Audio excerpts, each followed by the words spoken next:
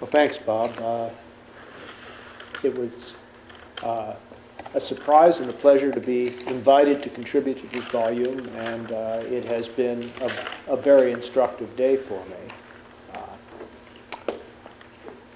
The paper I wrote is not particularly long, but it's very complicated, and so I'm going to summarize it as ruthlessly as I can to stay within my allotted time. It's divided into 4 sections. The first section, since I'm not a presidency scholar, was a sort of an autodidactical effort to think through the difficulties inherent in the venture of evaluating presidents, particularly evaluating presidents on the spot, so to speak. And I came up with 6 problems which actually function as half a dozen cautionary notes for everybody involved in this volume and similar volumes. And John Giulio has already given you a flavor of what I had to say in his remarks. First of all, we have to try to distinguish as best we can between the situation that a president inherits on the one hand and what that president brings to it on the other, or as I try to summarize it, between the deal of the cards and the play of the hand. Secondly, relatedly, we have to try to distinguish between what might be called the generic contribution of a president and a distinctive contribution of a president. This is necessarily speculative and counterfactual, but I give an example in the paper. I believe, given the Taliban's role as the staging arena for the perpetrators of 9/11, that any president would have done, roughly speaking, what George W. Bush did vis-a-vis Afghanistan. I do not believe that the same can be said of Iraq. If Al Gore had been president, we would have gone into Afghanistan, but not into Iraq, and therefore it's fair to see Iraq as President Bush's value added or subtracted. The third cautionary note has to do with the limits of presidential agency and responsibility, and again, for good or for ill. For example, the last 2 presidents have had the advantage of what might be called a demographic lull before the storm. The next president and the president after him will not be so fortunate. And another check on agency and responsibility of the president is, of course, our system of divided powers and functions. And so you have to look very carefully at what the president's degrees of freedom are in unified government, divided government, try to take that into account. Fourth, and even more puzzlingly for analysis, is the distinction between outputs and outcomes. And here I use Bill Clinton's welfare reform bill as an example. There's no question about the fact that if he hadn't teed that up during his initial campaign in 1992 and then gone along with Republicans against the advice over the protests and sparking the resignation of many members of his own administration, that welfare reform, the legislation, would not have occurred. It worked out. That was because the economic circumstances into which it was inserted were amazingly good for the next 5 years, and we really don't know the answer to that question. The fifth cautionary note is the time horizon, or what I call the Truman Problem. The fact of the matter is, if you took a snapshot in January of 1953, he's an unpopular failure. And then, as various people have noted, he has risen steadily through the ranks, which is why President Bush clings to the Truman example like a drowning man to a lifesaver. And finally, and here I'll put on my political philosopher's hat for just a minute, there is an inescapable normative component. And given the dissensus among all of us, in the end, we may have no choice but to base normative evaluations of presidents on the settled judgments of the American people after the dust is settled and some time has passed. So, for example, while a handful of conservative theoreticians continue to do battle with the New Deal in the name of the Constitution in exile, which is sort of like the Shiite 12th Mahdi, the overwhelming majority of the people have endorsed the New Deal as a core component of what modern governments do and what modern presidents are responsible for. Ronald Reagan declared, and for the most part meant, that his quarrel was with Lyndon Johnson's Great Society and not with FDR, for whom he voted 4 times after all. And while Johnson's civil rights legislation was controversial for years after its enactment, virtually all Americans now regard it as an act of statesmanship that made our country better. A conclusion that rests not only on LBJ's intentions, but also on the law's long-term effects. These examples suggest that many normative evaluations of presidents represent the judgment of history, and that normative evaluations of current or recent presidents should be offered tentatively and modestly, if at all. Well, so much for the first section of this paper. In the next 2 sections, I address and then answer Henny Youngman's famous question, compared to what? There's a politically incorrect joke behind that line, which I will not tell. Although it's not very long. And I come up with the device in this paper of comparing George W. Bush first to Ronald Reagan and then to Bill Clinton.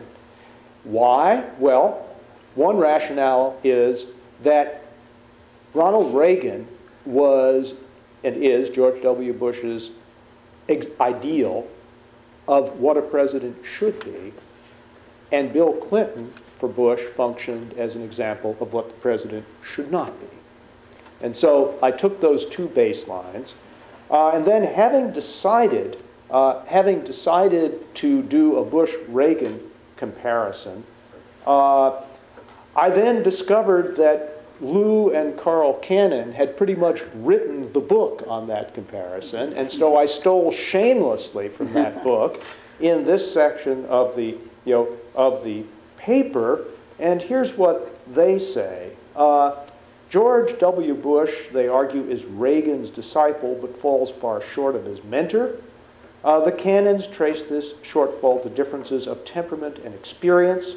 Ronald Reagan was a former Democrat and labor union leader, a skilled negotiator who typically left something to the other side, a manager willing to incorporate talented aides of defeated adversaries into his campaign and administration. He understood that when principles encounter reality, flexibility is required. Witness his willingness to take back a portion of the 1981 tax cuts when they proved excessively costly. Reagan was, in addition, a man willing to admit mistakes and cut his losses, a prudent commander-in-chief who committed America's forces abroad cautiously and reluctantly. After beginning his presidency with a deep recession, he presided over a robust economic expansion. After early confrontations with both our allies and the Soviet Union, he embarked on negotiations with Gorbachev that set the USSR on a path to a peaceful demise. Between 80 and 84, Reagan succeeded in expanding the Republican coalition dramatically. He ended his presidency with high approval ratings, and he turned his office over to his less than riveting vice president, who won by a comfortable 8 points. Michael Dukakis would have done George H.W. Bush no damage, and probably some good, if he had accused him of running for, quote, Ronald Reagan's 3rd term. By contrast, the canons suggest Bush's shortcomings have hampered his ability to implement his version of Reaganism. His divisive base strategy for re-election was at the opposite pole from Reagan's sunny coalition broadening 1984 Morning in America campaign. To be sure, he's gotten his way on tax cuts, Supreme Court appointments, and the Iraq War, but overall results have not met expectations. Firmness is a virtue until it shades over into stubbornness. Bush's belief that strong convictions held consistently can change reality has produced fiascos such as the costly 2005 attempt to revamp Social Security. Until the Republican electoral defeat in 2006, Bush's negotiating style was to stake out a position and defend it come what may. At home and abroad, he came only slowly and grudgingly to accept that parties on the other side of the table have interests and convictions that he must somehow take into account. For years, he and his senior aides employed a curious and revealing locution in speaking of foreign adversaries. Saddam, Syria, North Korea, Iran, Hamas, and others, quote, know what we expect of them, as though endlessly restating our position would somehow bring them to heel. Most important, by studying Reagan's withdrawal from the Marines from Lebanon after the deadly attack on their barracks, as well as his refusal to use American troops to overthrow the Sandinistas in Nicaragua, the canons conclude that Reagan would not have sent our forces into Iraq. In their account, Reagan's habit was to focus skeptical questions on the worst case and to weigh carefully the possible costs of ventures that seemed to promise quick and easy benefits. By contrast, George W. Bush seems never to have considered the possibility that the costs of intervention, human, material, and moral, might prove far higher than the optimistic boosters around him were suggesting. So much for the Bush-Reagan comparison. Now, as for Bush-Clinton, this posed a special difficulty for me and required me to go through spiritual exercises before proceeding. As you know, I worked for President Clinton for 2.5 years in the White House and worked with him quite closely in the 4 years before that in shaping the new Democratic movement. I am not exactly a neutral, nor am I neutral on George W. Bush. So in order to temper my potential for excess and distortion, I decided on a strategy of what many will regard as hyper-empiricism in the Bush-Clinton comparison. I worked with 2 research assistants to compile a set of empirical indicators which are summarized and the basis of which is summarized in a 3-page, single-spaced, very small font footnote for those of you who are interested. And I worked through these comparisons in fiscal policy, various measures of economic performance such as growth, median family income, job generation and unemployment, health insurance coverage. I looked at trade. I looked at social issues such as crime, teen pregnancy, and infant mortality, education, and other indicators such as administration and management, openness and accessibility, and legislative success. And let me just focus on the first 2 because I think that's all I really have time to do. Fiscal policy, and I feel quite strongly about this. When Bill Clinton took office, he inherited a federal budget that amounted to 21.4% of gross domestic product and a budget deficit of 3.9%. For the next 8 years, that is for the entirety of the Clinton administration, federal spending grew only modestly, far less rapidly than did the economy. As a result, the federal government shrank to only 18.4% of gross domestic product by 2000, down 3 full percentage points, and the deficit turned into a surplus of 2.4%, a swing of 6.3 points.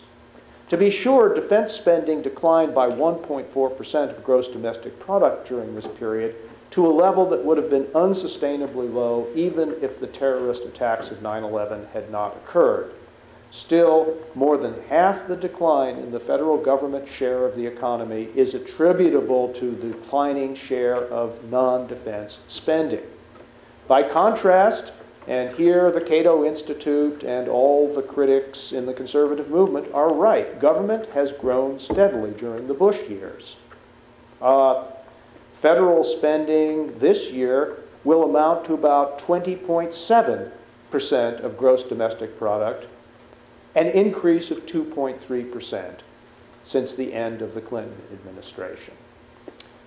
To be sure, much of the increased spending has come in defense and homeland security, although, regrettably, in my view, the number of men and women under arms is barely larger than it was at the end of the Clinton administration. But the administration has also presided over substantial increases in discretionary spending, notably agriculture, education, and human services, along with a major expansion of Medicare to cover prescription drugs.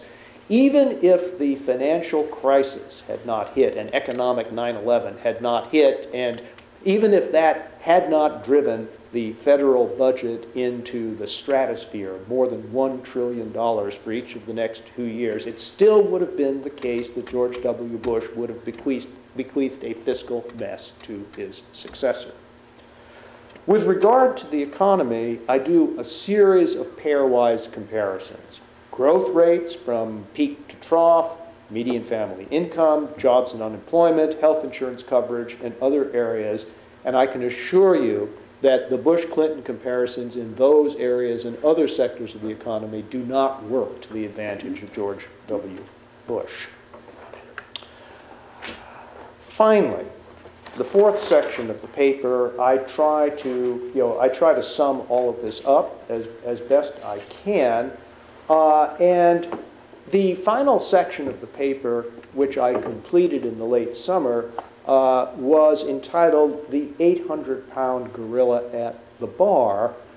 Since I wrote that, another gorilla has bellied up to the same bar. Bill Kristol published an op-ed in the New York Times last week entitled "George W. Hoover." I think there may have been a question mark, which if I had been the editor, I would have removed.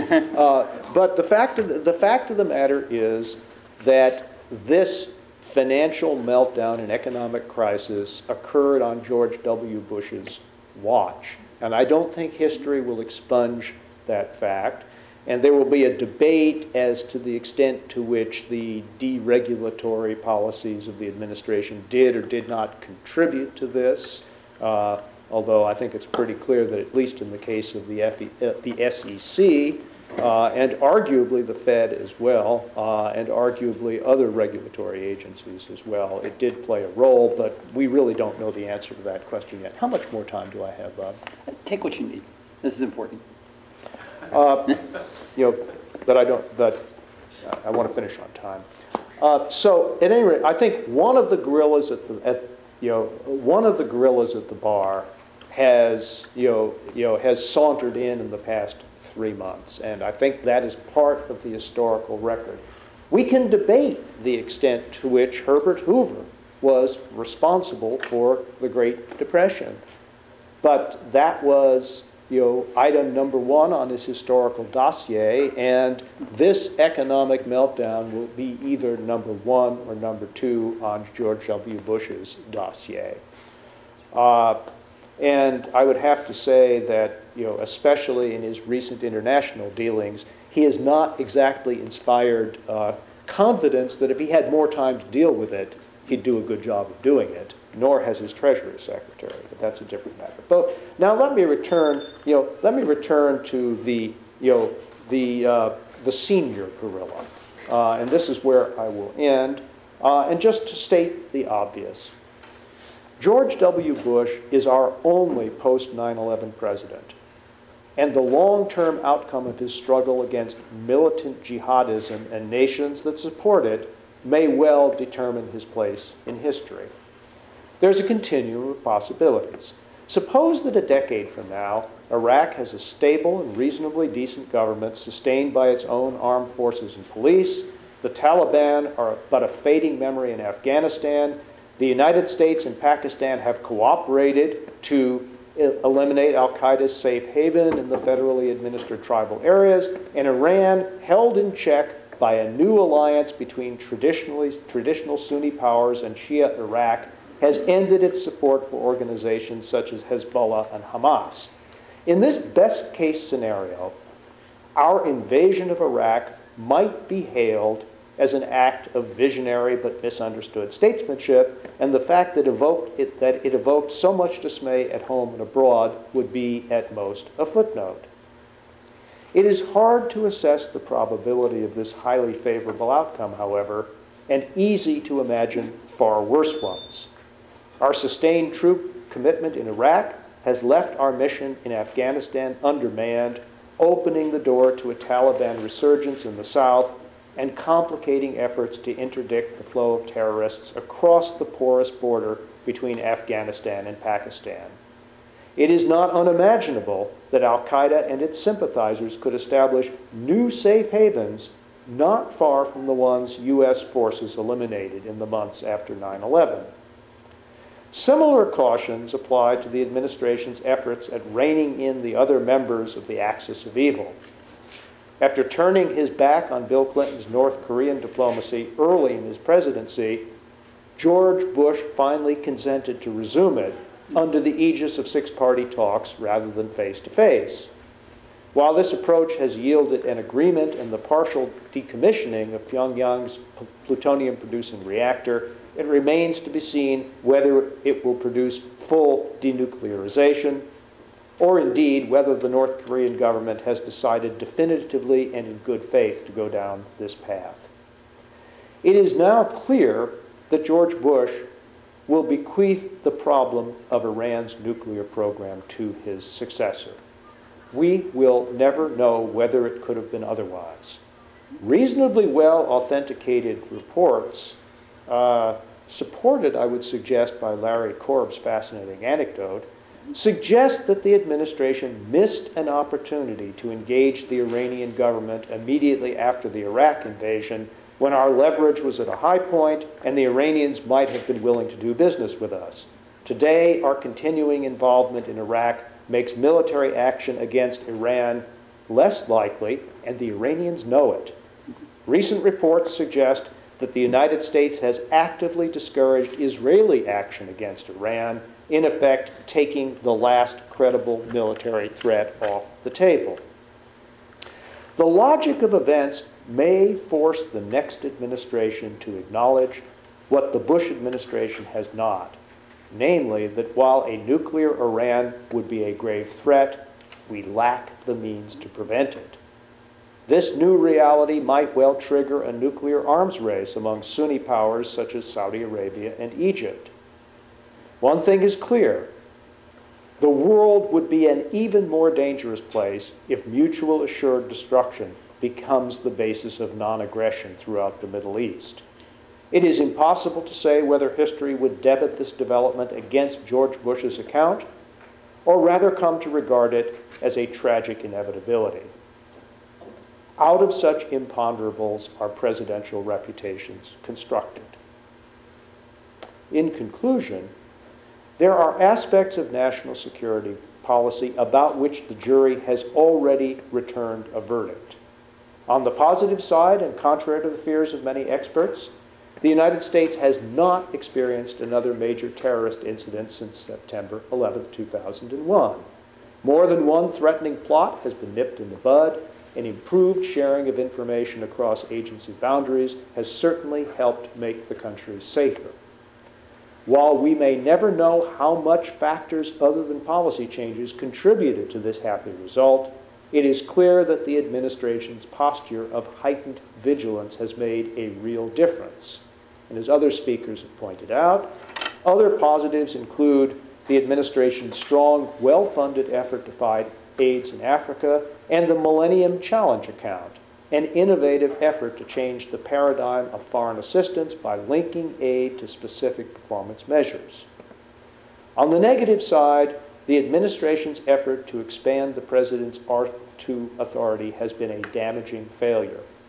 Senior administration officials, especially Vice President Cheney, entered the White House with the conviction that the presidency had been dangerously weakened since Vietnam and that every opportunity should be seized to reclaim its powers from Congress and to a lesser degree from the courts as well.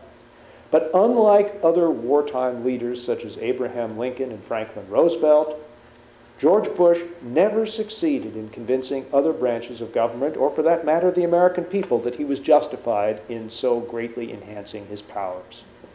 After a period of complaisance, Congress used its oversight powers to push back, and the Supreme Court asserted jurisdiction in areas from which the administration had sought to exclude it. Overall, future historians are unlikely to conclude that George Bush left the presidency stronger than he found it. It is hard for me, at least, to avoid the conclusion that George W. Bush will hand over to his successor a wounded and uncertain America, a nation weaker economically, militarily, diplomatically, and morally than the one he inherited. Given the challenges of the past 8 years, it is possible to argue that no one could have done better, possible, but ultimately not plausible. The Oval Office pitilessly exposes each president's defects of intellect and character. In the case of George W. Bush, these defects turned out to be more substantial than even his detractors could imagine in 2000, and his unfortunate country has paid the price.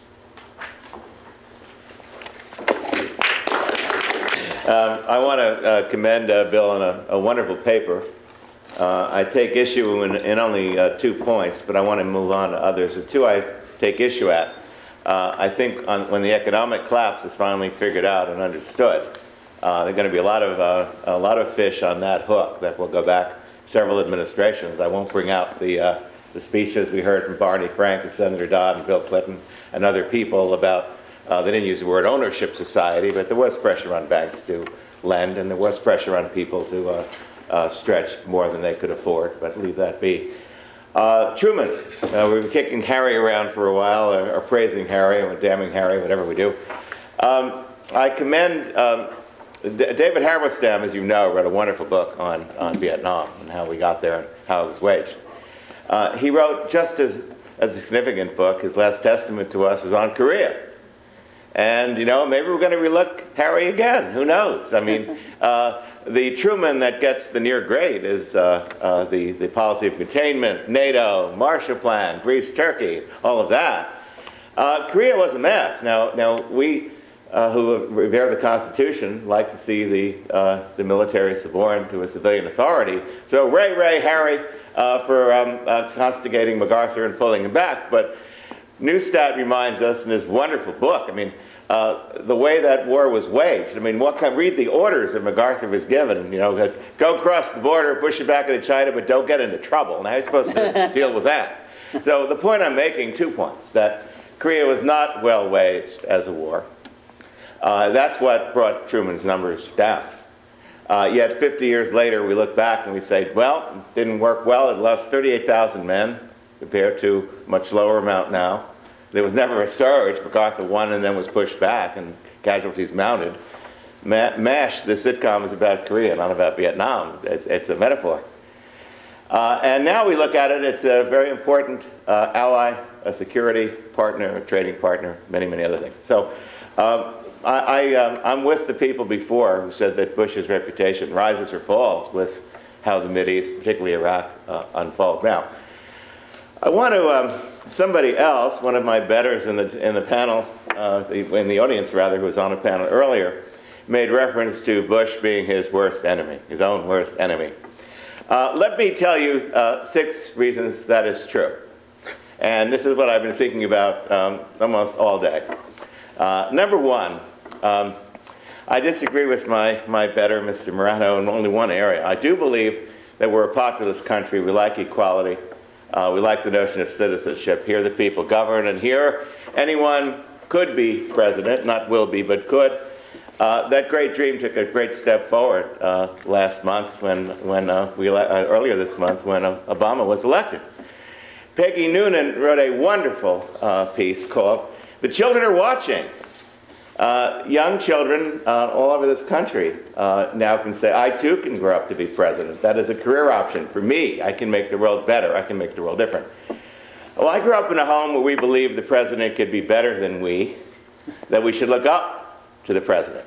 Now, on this one, no, I don't think George Bush is a fool. I don't.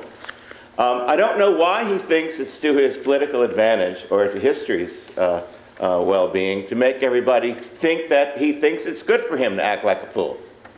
And I can give you many, many examples. Now, he started out with a couple of strikes against him. You know, the chattering class think all Republicans are idiots. We go back to the 1920s. We have Dorothy Parker's comment about Calvin Coolidge.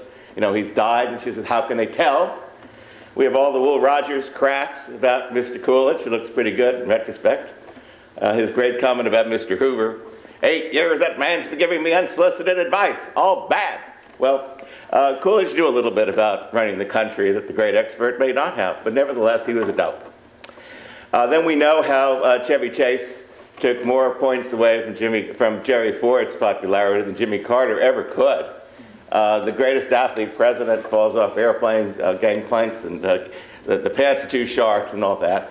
And we had Clark Clifford calling Ronald Reagan at the Georgetown party an amiable little dunce. So George Bush knew that he was going to have problems with the chattering class. Why perpetuate that? The children are watching. Who wants the President of the United States to behave like a wise Alex Smirk? I think back of John Kennedy, whose background was not all that different from George Bush, gets an honorary degree at Yale. The comment was, let it now be said I have the best of both worlds, a Harvard education and a Yale degree. George Bush goes to the same institution and says that he is now pointing the way for C students of America, right? With all the parents paying, what, $100,000 a year or more. And then he points out that an esteemed Yalie, William Buckley, wrote 50 books, quote, and I read one. Now, he's not stupid. We know that he's a reader. Why does he think that helps his image? Why does he think, I don't know. I will always be very grateful to John Kerry, because when I worked for the 9/11 Commission, I was trying to meet with the president. It was not clear whether he would sit down with us or not. And then John Kerry called a press conference and said, the president, remember the start your engines? You know, the president of the United States had 3 hours to spend with the NASCAR racers. He can't spend an hour with the 9/11 Commission. Well, I suppose if we had asked the NASCAR racers, they would have thought he should speak with us too. But in any event, that afternoon, you know, it was announced that he would meet with us, thanks to John Kerry. Now, I don't understand this. Now, again, worst enemy. Now, David Brooks wrote a wonderful column that this is supposedly, you know, a party that cares about ideas under Reagan, and a party that may be exhausted. But he points out that you just can't take this party home to anybody who thinks or makes a living with their brain. I mean, doctors are against us 5-1, he wrote. Even Goldwater kept the doctors. I mean, they were against Medicare, and they were all Republicans even then. Even Goldwater kept the doctors. Investment bankers running against Republicans. We never had Hollywood, never had Harvard, but we don't seem to do well with anybody under 30. Now, a party can't survive doing that, and a lot of people form their political allegiances based on whether they were for or against men who was in the White House when they were growing up. So I can't quite understand this gift to posterity, making posterity think that the president is a fool. And I said he is not a fool. We know that he reads books. Interesting. We know that Obama reads books. You know, I said the other day to my class, if I hear about Team of Rivals one more time, I'm going to scream. And I said, I'm a great fan of Hillary Clinton, but why don't we just appoint Doris Kearns Goodwin, Secretary of State, get rid of the middleman? I mean, this is getting to be much. But we know what Obama learned from that. We know what John Kennedy learned from Guns of August. He was reading it before the missile crisis, and he learned about mobilization and that famous scene in 13 Days where it's very clear that the president will give the order, not the man leading the ship. If a Russian ship should run the blockade. Well, yet we know that he meets with the NASCAR drivers in public, he meets with the soccer players in public, he meets with the Girl Scouts in public, he sneaks the historians into the back door. Okay, we're not talking about drugs, we're not talking about Dr. Feelgood, we're not talking about actresses, we're talking about historians. I mean, he sat down with Alice de Horn. What a marvelous book about the insurgency that the French encountered in Algeria. We don't know anything they talked about. We don't know what he learned. He was seen carrying Ellis's book on George Washington, a wonderful book, His Excellency. He was asked about it. And he goes, well, they couldn't figure out what the first person named George was about to this day. Why can they figure out what the 43rd president? That's what he got out of that. He wants us to think. Okay? He wants us to think that that's what he got out of the book. I don't get it. I frankly don't get it. Now, we talked about public diplomacy. We talked about representing us. We talked about America's standing in the world. I'm told that the president has had like a dozen state dinners. Not even that many in the time he's been president. He doesn't like to stay up late.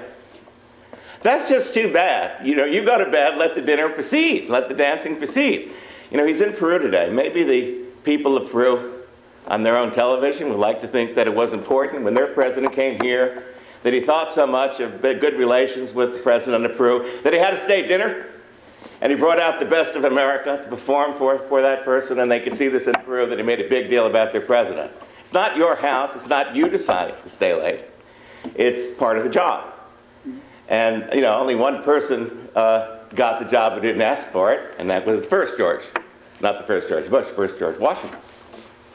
I find that odd, and I find it odder that perhaps nobody feels strong enough to go in and tell him that. Maybe his mother, but I don't know if she calls him about stuff like that. Ditto when he goes traveling. You know, he's very proud that he doesn't go sightseeing. You know, he sent Laura to the Taj Mahal. Too far. Can't be bothered. Well, you know, in Eisenhower's last year, as president in 1959, he decided to take a farewell tour around the world. And he was going to thank the world for keeping the world at peace and to create good relations with the United States. It was part of his diplomacy. Now, jet travel was a little more primitive in 1959 than it is now. He must have traveled 4 hours by car to get to that Taj Mahal. There must have been about 5,000 people out to see him. His comment was he wanted the poorest peasant to see the photograph, that the leader of the free world thought enough of their culture to pay tribute to that. Well, we had this with Bush and the pyramids. We had this with Bush and the Taj Mahal. You know, he's missed the 7 wonders of the world. I don't know. It's part of the intellectual curiosity that I find missing. Now, if it's there, I don't know why, you know, it's so hidden. We can talk about Lincoln using the telegraph, not to send Queen Victoria birthday greetings, as James Buchanan did, but actually take the commander-in-chief to the field. You know, have his little agents in the field telling him what's going on. He spent the entire war at the telegraph office. You know, Kennedy's fascination with the space program and how things work. Even Reagan. People who you know, denigrate Reagan, well, they'll continue to do so. But as a former governor of California, he says, you know, I find it just intellectually indefensible that if a nuclear weapon is launched against this great nation, that the President of the United States has 7 minutes for a choice between capitulation and taking out 50 million innocent Russians. There's nothing in between.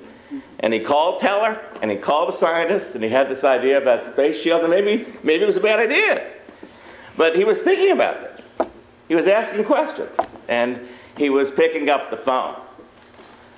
You know, I live in Washington now for 20 years. I heard lots of stories about Papa Bush picking up the phone. He called everybody. I don't know anybody who doesn't have a bread and butter letter somewhere. You probably have a few from the elder Bush. You know, thank you for holding the door for me. Right? Thank you for holding the door for Barbara. Oh, by the way, you know, and unsolicited calls. And we saw that during the first Gulf War. This man was both the Liberace and the Leonard Bernstein of the telephone. And he networked brilliantly. And I don't, you know, as you know, it gives me no pleasure to bring these things up. Give me 2 more points to make.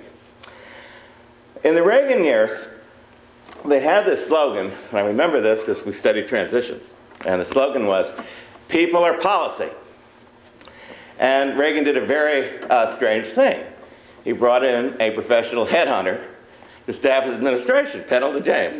Now, James had the same role in a lower rank in the Nixon days, but between Nixon and Reagan, he ran one of the most effective corporate headhunters in America. And he sat down with the Reagan team, sometimes with Reagan. We need an assistant secretary. These are the people who do the work. We're not talking necessarily cabinet. People like you who make the country go. And, okay, now, we helpful if he was a Republican and voted for us. But that's not the most important criteria. The criteria are 2. Can he do the job, and does he support the administration's goals? You know, and if that's a Democrat or an aardvark, bring him in here. And sometimes the person didn't even know that he was being interviewed.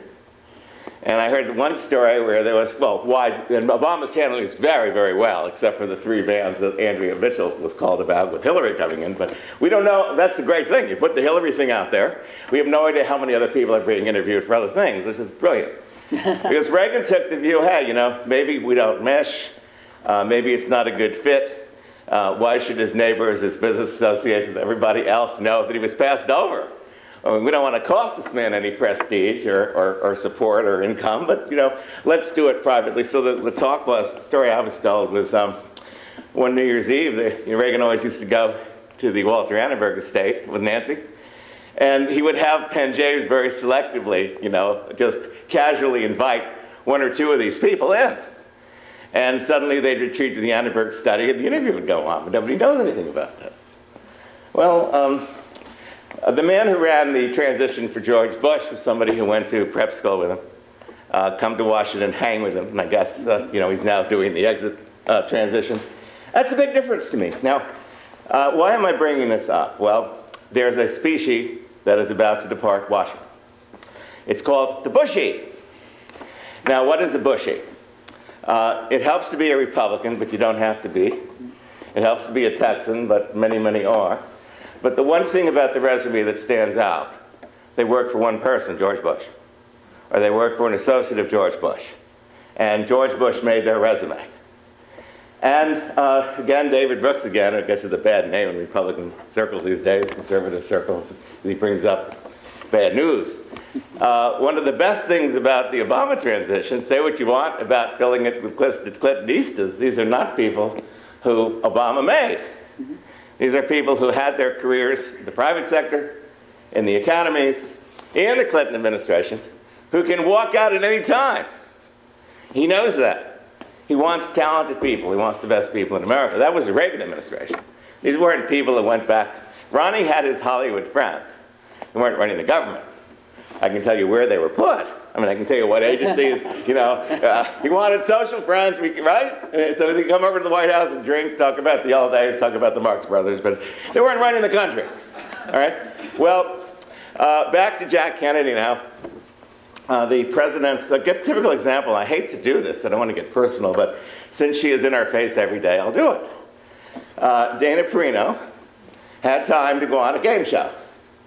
And the question was about the Cuban Missile Crisis. She'd never heard of it. Never heard of it. Now, I asked, why was she going on game shows? I was told, well, Tony Snow went on the same show. And I said, well, Tony Snow was smart. He was a newspaper columnist. He was very sophisticated. He could handle the press. He had a brain. He insisted on being in the meetings with Bush when the policy was made so he can translate them. She's none of that. So just because he went on, all right, so that's not bad enough. So when she's asked about it, she said, well, she wasn't born yet. And I sat there and said, thank God they didn't ask about the Civil War, for God's sake, or, you know, Caesar's Gallic commentaries, or, I mean, very difficult. Well, what bothers me is that doesn't bother him, right? Here are your talking points, get out there, look good. Well, not true in the Reagan days. He didn't have the best spokesman. Believe me, they heard of D-Day. I mean, they heard of D-Day. And, I can go right through the government, and I can take you to various departments. Then somebody mentioned privatization. Again, you know, what do you do with advanced men from the last campaign who did the door-to-door? You send them to Iraq. They're consultants. I get these notes from people, congratulate so-and-so. He's now going to go over and be the assistant secretary of such and such in Iraq handling press. Well, did you handle press in the United States for anybody? Maybe you should have an Iraqi doing that job. I don't know. I'm not aware that George Bush is even aware of this, which is another part of the problem. That when you don't ask questions and you don't start looking. Last 2 points, I said that a minute ago. Bipartisanship, I'll be real quick. We're hearing a lot about bipartisanship and post-partisanship. Here I'm a little disappointed in the transition as it's going right now. I haven't heard a mainstream, and I mean mainstream. I don't mean a Chuck Hagel who's always against Republicans, or I don't mean a marginal Republican or an Obama. I mean a real Republican. Maybe someone who didn't support Obama, getting one of the main jobs. All right, let's talk about Kennedy again, 1960. I'm bringing this up again because we're now hearing in Washington, yeah, we're getting change, all right. We're bringing Chicago tactics to Washington. Boy, has that changed. Boy, they fight with their elbows out there. Boy, this is going to be real different. Well, I took a sightseeing bus to Chicago last summer, and one of their folklore was to take you to Lakeshore Drive. And while they're waiting for the light to change, the driver says, "Oh yes, sir, great folklore about the first mayor Daley. They tell me you can still walk across Lake Michigan on unopened Richard Nixon ballots in 1960. All right? Well, that was a closely contested election. And when Nixon died, Edward Kennedy said that his finest hour was not contesting that. I mean, this was, what, how long before 2000? So we have no movies about it. But Kennedy knew there was some question about this, and would the country accept it? And he also said he would get America moving again, and he wanted to get that economy going. What does he do? He appoints Doug Dillon, head of Dillon Reed. That was the day we used to have investment banks, by the way. He appoints Doug Dillon to be Secretary of the Treasury, the big job. Under-Secretary of State in the Eisenhower administration. You can't get more mainstream than that. Ambassador to France at some point under Ike. And a member of Nixon's Finance Committee. He didn't just say, well, let me get some one liberal Republican who supported Kennedy in that election. Let me go to the bowels of the opposition and reassure the country that I'm not some socialist running around. Democrats are back. We're not going to break the economy again. Well, I haven't seen this yet. Haven't seen this in this administration either. Now, that was one option after Florida. I'm almost done. The second chance came with 9/11. The second chance for bipartisanship came with 9/11. When you had the entire Congress singing God Bless America on the Capitol steps. And imagine if you'd asked Al Gore to be the first Secretary of Homeland Security. I mean, imagine if he'd called somebody else in. Who knows who, but there were people that were available. That opportunity passed, and so did many, many other things. Last point, and this is one of the themes of my book. You asked me to mention it again. So, the leaders we deserved and the few we didn't, rethinking the presidential rating game. Yes, Cheney and many people sincerely believe with great conviction that the presidency was so weakened after Watergate. And they were all there when the Church Committee investigated the CIA and many practices we used to do were stopped. They seriously believe that it harmed the presidency. Rather than make the case, as somebody just said, the issue after issue has been fought out in terms of executive privilege, executive power, unitary executive, not needing to go to the courts, turning every issue, even the opportunity for the 9/11 Commission to examine documents, into a tooth extraction. And, I submit to you that one of the themes of my book is the presidents who justified power in terms of executive power primarily, the ones who weakened the office. I attacked Jackson this morning. So I'll say after Jackson, it took a civil war to get a strong president again. And then, of course, Andrew Johnson tried to run. And I'm suggesting, and of course, Nixon we know, so let's not kick him around anymore. But I'm suggesting that these are two perilous times to have a weak president. Transitions are dangerous anyway. The old people are leaving. The new people haven't been identified or cleared or confirmed. Civil servants don't want to make decisions for fear of being reversed. People who don't wish us well know that. And a crippled presidency is not something we can afford. And I certainly hope that the next president doesn't pay some of the price for some of these institutional, and they're not only partisan, they're institutional fights as well as political fights. I hope the new president does not pay the price for that. Let's bring history into it. Harry Truman, I think, was not an especially good president. I think he shared a lot of Bush's flaws in terms of inflexibility. But he had one great shining moment at the start of the Cold War when he brought in Republican Senator Vandenberg and with other Republicans and Democrats fashioned a policy that containment that more or less worked for 40-some years until the Cold War was ended. And that was a brilliant moment. And I would take President Bush to task probably more than anything else for this. 9/11, I think especially after we won so easily in Afghanistan, was seen as a quick war, as something that will win quickly and move on. And because of that, I think it was seen largely in political terms. You know, well, this is great, we'll win this, we'll win some elections, we'll help solidify our majority. It wasn't seen as really what it is, a 20, 30, 40-year war, more like the Cold War, where we need to fashion a long-term strategy that both Democrats and Republicans can not always, but mostly agree on. And I think you're right to say that was the moment when there was a real chance at bipartisanship in foreign policy that was lost. And it was a big reason why Iraq, when it went south, became Bush's war and pulled the rest of the administration down. So that's one thing about history. There's another way in which history enters in here, and I think actually Chuck Walcott, Karen's husband, said I should read The Best and the Brightest sometime, and I still haven't, about liberals in the 60s, largely planning Vietnam and other things. And I gather one of the theme of that Halberstam book is that when you've been right a lot, it's hard to see when you're wrong.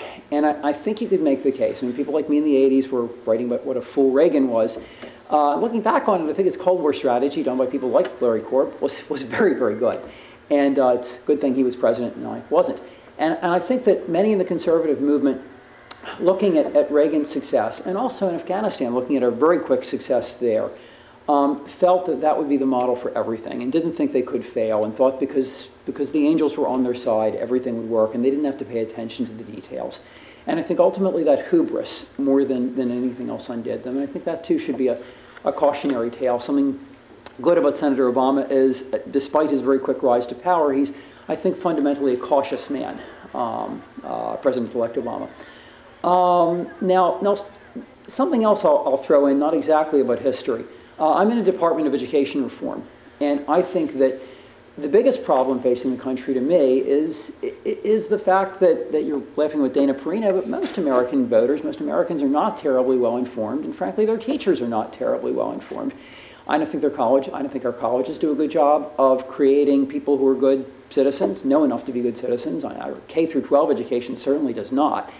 And I think given that, politicians, first off, can get away with more than they otherwise could, but second off, can't make some of the hard calls that maybe they should be able to make, and can't level with the people in the way that they probably should. And I think that on things like North Korea and Iran, well, one Clinton administration official nicknamed North Korea Longo, the land of no good options. In a lot of ways, Iran is too, you could make the case. The public isn't prepared for that. You can't kind of say, well, you know, we're probably not going to succeed on this one. And maybe publicly you can't anyway, but at least it could, if the public were better informed, politicians would make fewer extraordinary claims. I think it's fair to say.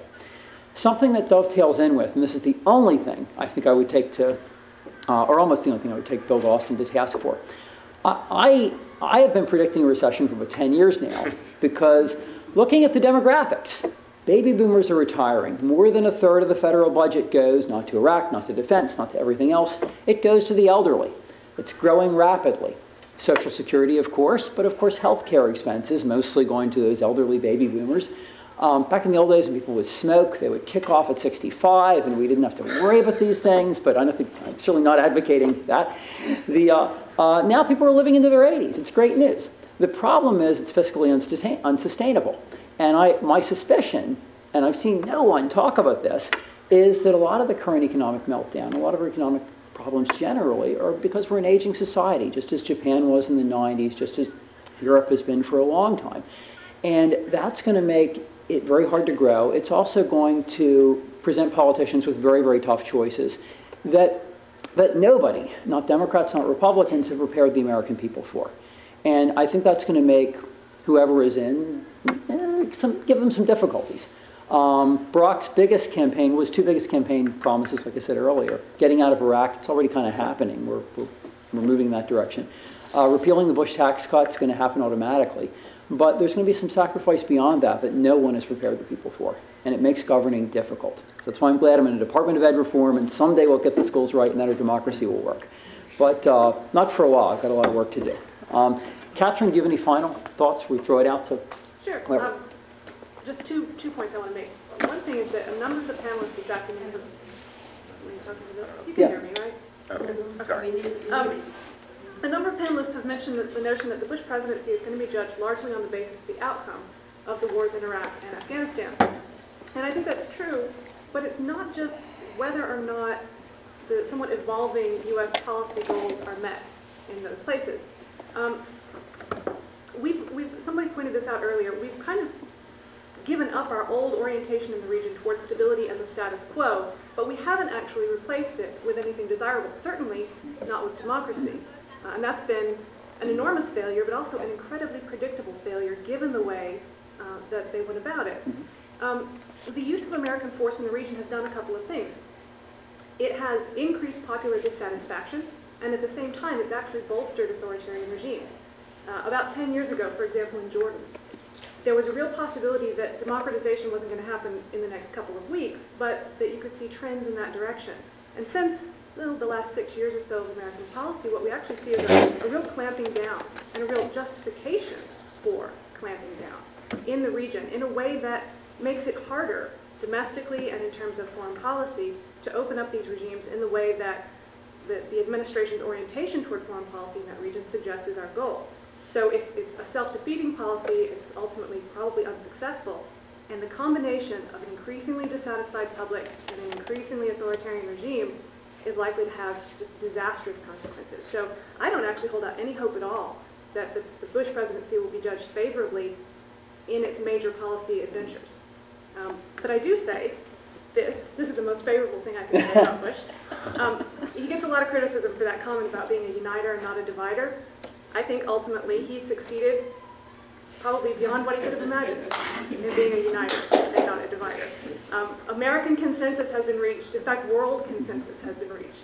If there's one thing almost all of us can agree on, it's that he was a dreadful president. On that, it's a cheerful conference. On that note, let's turn it over to some questions. David Barrett of Villanova's Political Science Department will ask the first question. We only have about 10 minutes before we break for one. Bob, if you've been predicting a recession for 10 years, you've been wrong for 9 years. No, I've been predicting it would come around now. I've been predicting it would come in the mid to late 2000s. No, my real question is to both Galston and Felzenberg. I'm not a scholar of the Bush administration. I've dealt with Truman, Eisenhower, Kennedy, Johnson, and Congress in that period. What I know about the Bush administration is as much as a citizen who reads the newspapers, watches television news, reads the occasional book or article about Bush. Here's the question. Do you think that George W. Bush has worked hard enough in the presidency? Because I keep seeing these references to he's always at Camp David, he's always at the ranch, he's often in those places relaxing. And I don't know what to make of that. I mean, as a citizen, I have to say that I have this kind of a fantasy that when he was at the ranch and he got a President's Daily Brief in August of 01, warning that bin Laden was determined to strike in America, I sort of wish he'd gone back to Washington and sort of trying to shake the trees to see what information could be found out about this. And when I'm from Louisiana originally, when I think about him staying on the ranch when Katrina was hitting New Orleans, I mean, as a citizen, I tend to think of him as the president who stayed on the ranch, but I haven't researched it. So what do you think? Well, I'll tell you one thing. It's always hard to tell. We're observing. We're not there. We've learned from some of the other presidents you've studied that Ike worked pretty hard, even though he also played a lot of golf. And we know the same of Reagan now. That it doesn't matter where he's working all the time. Sometimes it does, as you suggest. The question is, what kind of things was Bush working on? And remember, he spent most of that summer of 9/11 bringing various people to see him to talk about stem cell issues. And that was the main event of that summer, the main speech he gave. I suspect he put a lot of hours on it.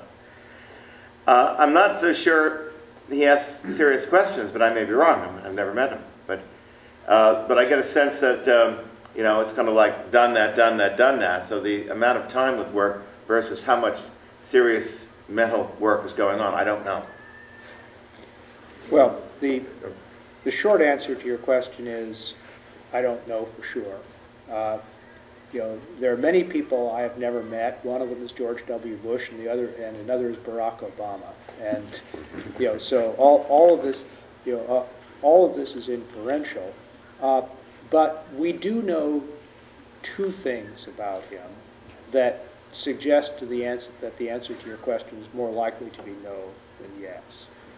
First of all, he famously believes in sort of gut-level intuitive decisions, and and that goes along with something approaching contempt for expertise, which I think goes all the way back to his formative experiences in the mid-1960s, particularly at Yale, where he developed a very strong antipathy to people like the guy who now heads Brookings, Strobe Talbot, which came to symbolize an entire way of thinking that he rejected. And so I think he almost willfully closed himself off, but because to open himself up would be to be more like the people he despised.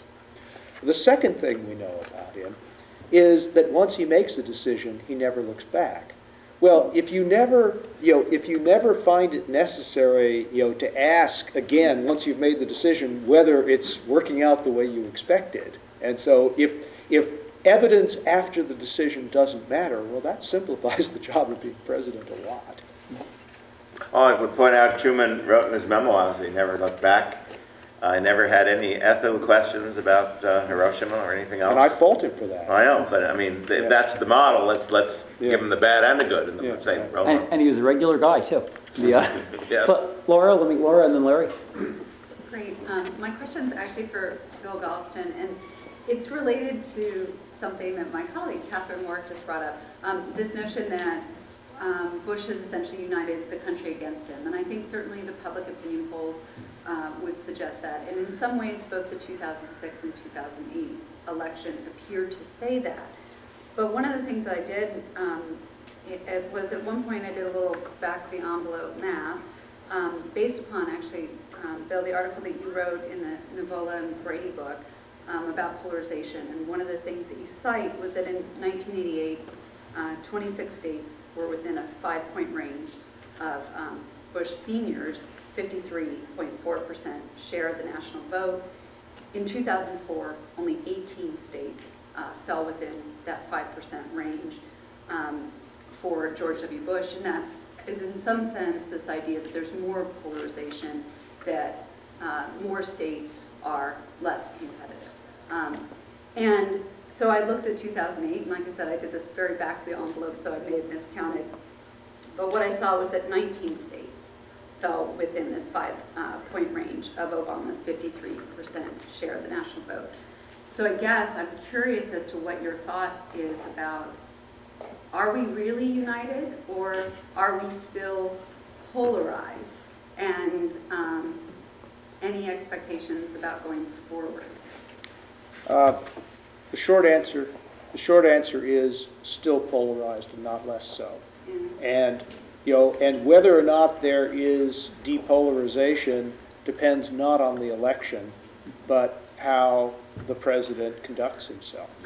And and having said that, I think there are some forces who are irreconcilable. For example, because every remaining moderate in the House of Representatives on the Republican side, almost without exception, was defeated, the Republican Party has now imploded towards its core of people from absolutely safe blood-red districts who will never, ever compromise with this president, except at the point of a gun, and maybe not even then. So it may be Barbara Fritchie time, Well, the other side of that is the Republican governors know how to solve problems, and they've tried to grab the arm away from the Republicans in the House. And the Senate still has a few. Not many. I'd argue the Democratic Party isn't that much more moderate, but that's an argument we can have over drinks. Well, actually, I can prove to you that the Republican electoral coalition is much more monolithically conservative than the Democratic electoral coalition is monolithically liberal. And as a matter of fact, the Republican Party base, the electoral base, is 60% conservative, and and liberals on the Democratic side are only 44% of the total coalition. So the Democratic Party has a majority support of people who consider themselves to be either moderate or conservative. That has an impact on the party. But that's not the party activists, and that's just a way of saying the country's conservative. No, it's not. It's it's a way of saying that the Democratic Party, including the party in Congress, given the most recent elections, is now much more diverse than the Republican Party, because our gains were principally in either swing or even Republican districts, and so we have ideologically a more complex coalition at both the grassroots level and the electoral level, and that's going to make a difference. With all fairness to both of you, since we've been slapping around Republicans, I've probably done a lot more than most people today. More than me. If you're Rahm Emanuel and you're leaving the Congress, and you're coming in to be the President's Chief of Staff, and you're looking down at Capitol Hill, you're looking at the most liberal committee chairs in history.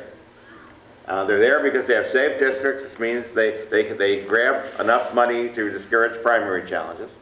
And they're way to the left of where you described the Democratic Party. You had rent control wrangle. You have, cut the budget, Barney Frank, of the Defense Department by 25%. I can talk about the Judiciary Chairman. I can go chairman by chairman by chairman. And so the first test, I think, is everybody says Republicans. I think John Boehner made a mistake. He said the first thing the president did, how ironic choice to have somebody we've been fighting with, right? The first person Emanuel is probably going to fight with is the Democratic caucus. Anyway, that's my prediction. So. Let me tell you, Larry. Let me make a point here.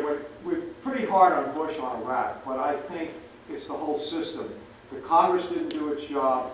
The media didn't do its job. The academic community didn't do its job. So we really, the fault is ours, okay? And those, the Democrats were afraid to be seen soft on the fence, so they didn't read the whole NIE. The press took, this garbage they were putting out, without really challenging. So I think it's not just Bush; it's a failure of the system. Now, other point I want to make in terms of Bush is failing. I mean, you mentioned the book. I don't think he reads those books he's been telling us. I think that's a bunch of nonsense.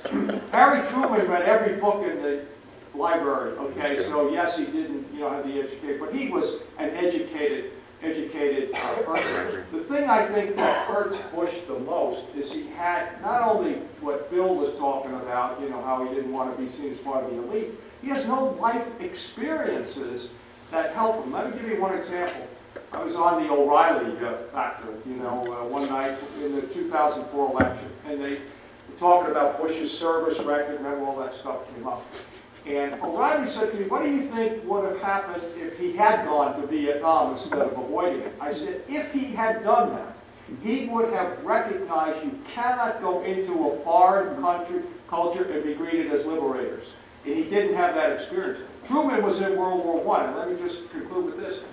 When World War II ended, who did Truman put in charge of the VA?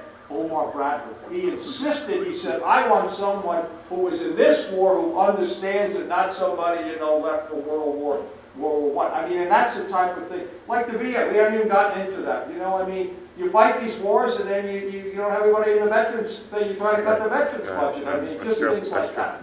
Let me Ashish, I think. Yes. Let me give you the last question, and we'll quickly hit it, and then we've got 4 minutes late off to the wine thing. So not to pile on Bush or anything, but my question is in regards to something you mentioned about school reform, and you mentioned that you feel that the public is ill-informed and ill-equipped to make certain decisions, the right decisions in terms of electing leaders and resulting in positive public policy. But coming back to why we're here today in terms of evaluating George Bush, can you not further criticize him for putting in charge ideologues such as William Crystal and essentially Straussian? The argument was that the majority of the public isn't equipped to make decisions, and so that there needs to be some sort of myth that you can buy into, and that a certain portion of the population will make decisions for the benefit of the country. Obviously, nothing evil and Machiavellian to plunder the wealth of the nation or anything like that. But